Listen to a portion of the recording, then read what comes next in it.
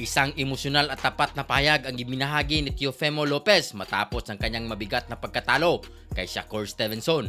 Isang laban na muling nagbukas ng usapin tungkol sa kanyang kinabukasan sa boxing. Ayon kay Teofimo, sobrang nadismaya siya sa kanyang sarili matapos ang laban.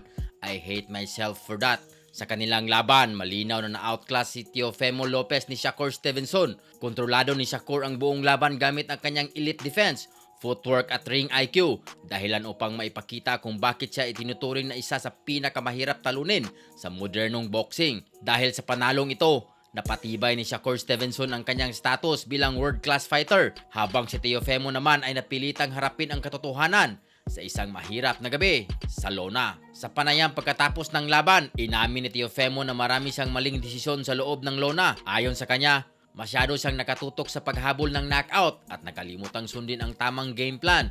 Sinabi rin ni Teofimo na hindi niya nagamit ang kanyang jab.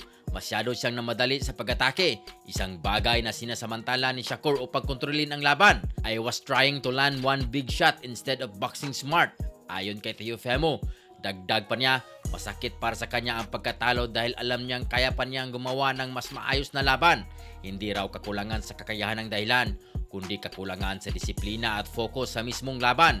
Sa kabila nito, nanatiling humble si Teofimo Lopez. Inamin niyang karapat-dapat manalo si Shakur Stevenson at pinuri niya ang estilo at talino ng kanyang kalaban. Ayon kay Teofimo, si Shakur ay may kakaibang kakayahan na pahirapan ang kahit sinong kalaban at ang laban na iyon ay isang malaking aral sa kanyang career. Gayunpaman, nilinaw ni Teofimo na hindi pa ito ang katapusan ng kanyang paglalakbay sa boxing. Sa halip, itinuturing niya itong isang wake-up call, isang pagkakataon upang magbago at bumalik ng mas matatag. Ayon sa kanyang ama at trainer na si Teofimo Lopez Sr., kailangan lamang ng mas maayos na paghahanda. Ayon sa kanyang ama at trainer na si Teofimo Lopez Sr., kailangan lamang ng maayos na paghahanda, mas malinaw na game plan at mas disiplinadong execution sa susunod na laban. Dagdag pa ni Teofimo, pinahahalagahan pa rin niya ang kanyang mga nagawa sa boxing, kabilang ang pagiging undisputed champion. Ngunit aminado siyang kailangan pa niyang patunayan ang sarili muli. Being here is still an accomplishment, ani ni Teofimo, but I know I can be better. Sa ngayon, wala pang malinaw na anunsyo kung ano ang susunod na hakbang ni Teofimo Lopez. Ngunit ayon sa mga insiders, posible siyang bumalik sa ring sa loob ng susunod na taon at dala ang mas malinaw na layunin at mas matibay na determinasyon.